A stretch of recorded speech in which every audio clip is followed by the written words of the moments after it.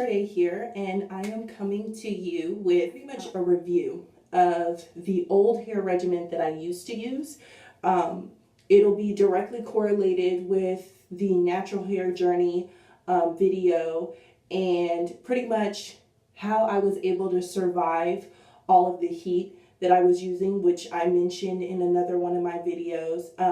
So this will give you a full regimen, exactly what I did. This honestly projected my natural hair journey into a whole nother realm. I credit a lot of where I am today and the success that I've had to the method that I was using. It can be labor intensive, but it definitely gave me crazy results. So my hair was definitely pretty dry. I was someone who subscribed to the idea of staying away from water as much as possible because, I don't know, I guess I just thought it dried our hair out or it messed with our hair. And so it wasn't something that I really put a huge importance on when it came to my hair. And I definitely have to give a lot of my credit to waking up outside of that idea or way of thought to Anthony Dickey.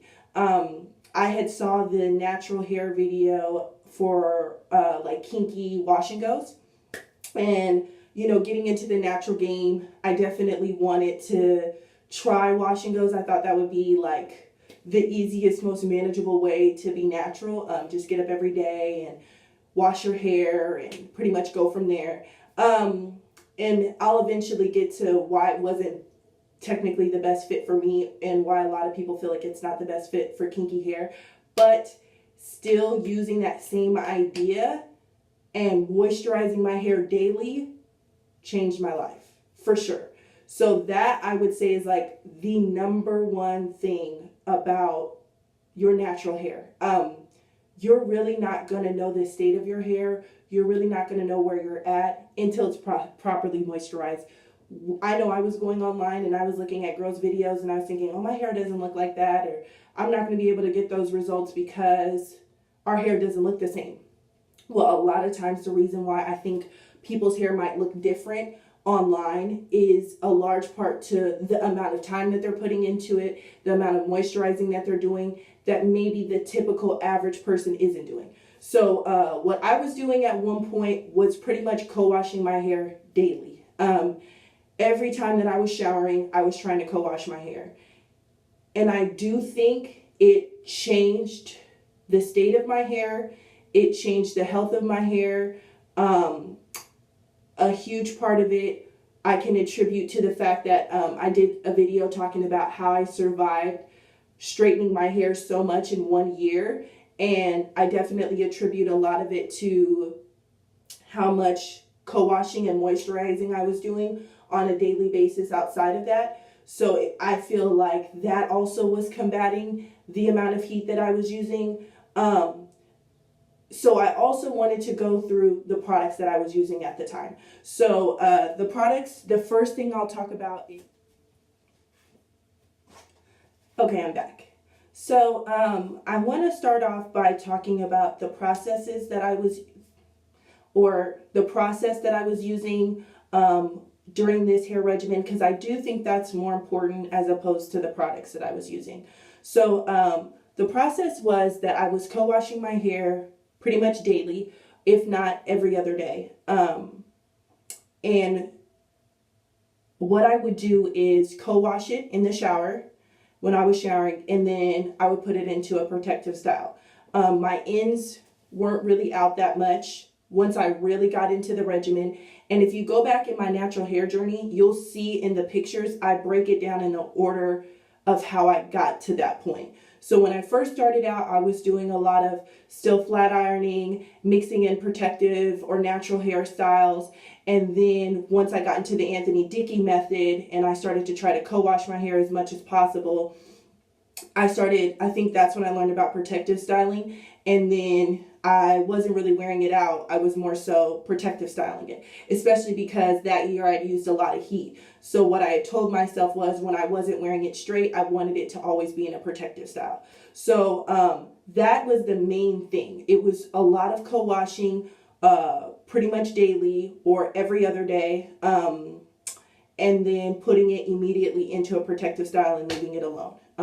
So it might not have been the cutest style, I might not have been the freshest, but I mean, it was definitely getting what I felt like the job done. So now I'll talk about the products. The products that I was using when it came to like the wash. Okay, so I only wash my hair once a week. That's something to also notate as well. And what I'll try to do is find the product line that I was using at the time and link it below in the description. Conditioner and shampoo once a week, but mainly during the week I was just using or when I was co-washing, I was just using like the dollar store conditioner.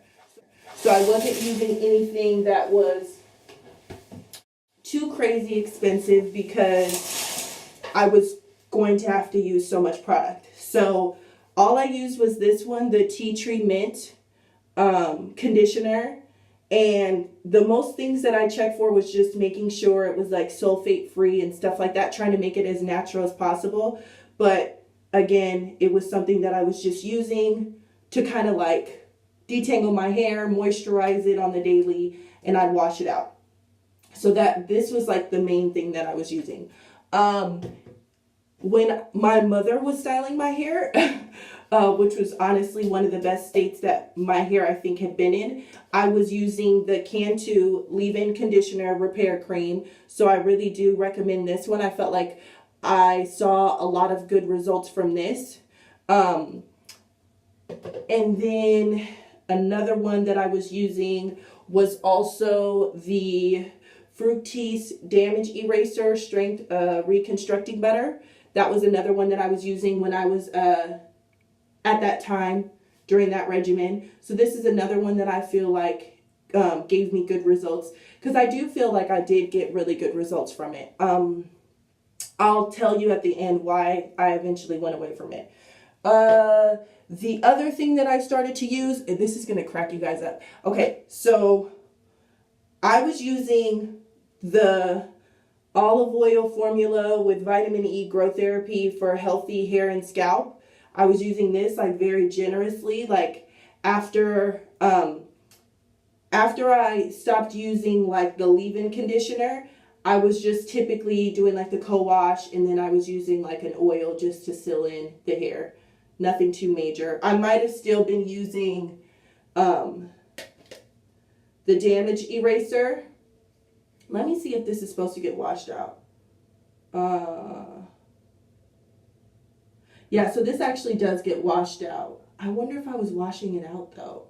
I'm not sure if I was, but this says it's supposed to be washed out. I typically follow the instructions unless I know for sure.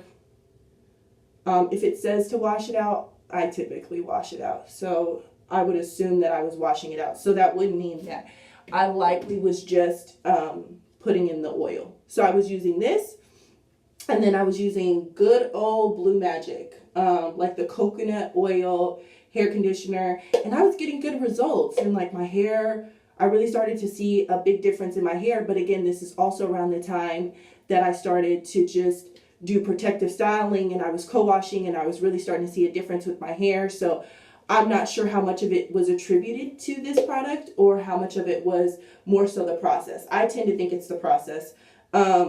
So when I was having such good results with this, I said, ooh, I bet you if I get like the natural 100% like organic coconut, I'll have even better results. So then that's when I got the organic virgin coconut oil. And I'll say this, it was odd because I liked the coconut oil. It wasn't bad. But it felt like my hair didn't feel the greatest. Like it wasn't bad, but it just felt I don't know, I just wasn't that impressed with how my hair felt.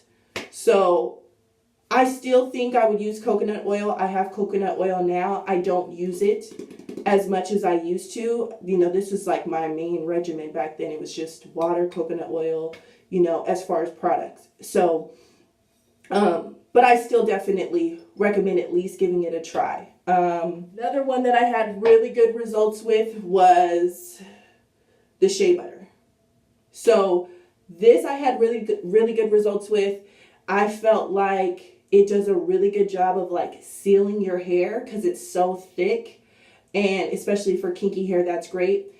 What I will say about this, and the reason why I haven't like gone so hard, or like why I haven't stayed with this as much, is just because what I've noticed is when you tend to wash your hair less, this can get very heavy and leave a residue on your hair. So that was the only downside to the shea butter. But as far as like sealing in the hair, I really like this. So if you are planning on washing your hair a lot, you can definitely use shea butter to seal in your hair. I think that's just about it. That's all of the products that I was using at that time.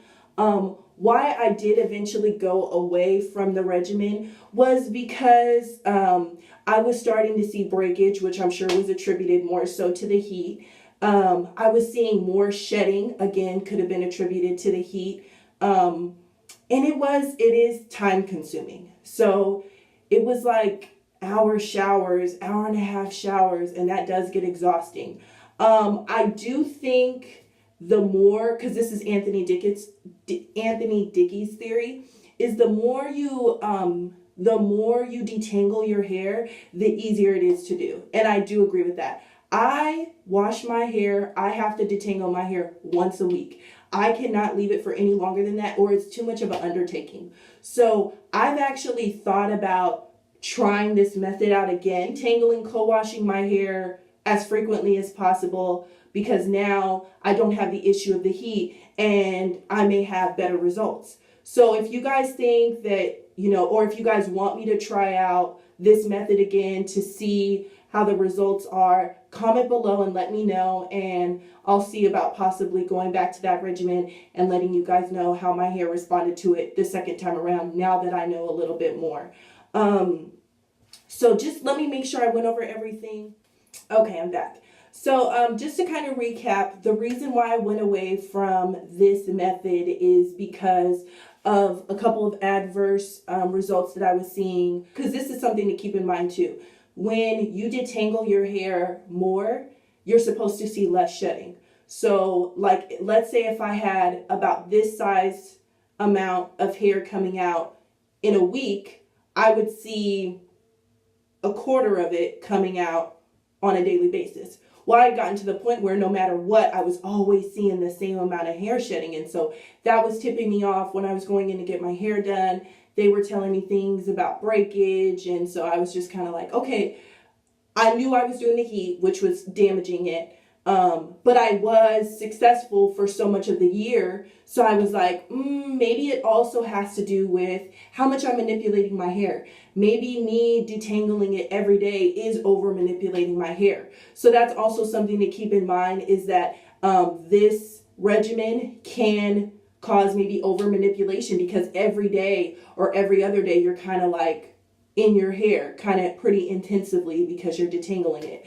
So that's something to keep in mind when you're doing this regimen. Two things to look into, and like I said before, I'll have the Anthony Dickie video linked in my description so you guys can see where it all originated from, and then also look up the max hydration method, which I think I was fairly close to using as well because of how much moisturizing daily co-washing I was doing.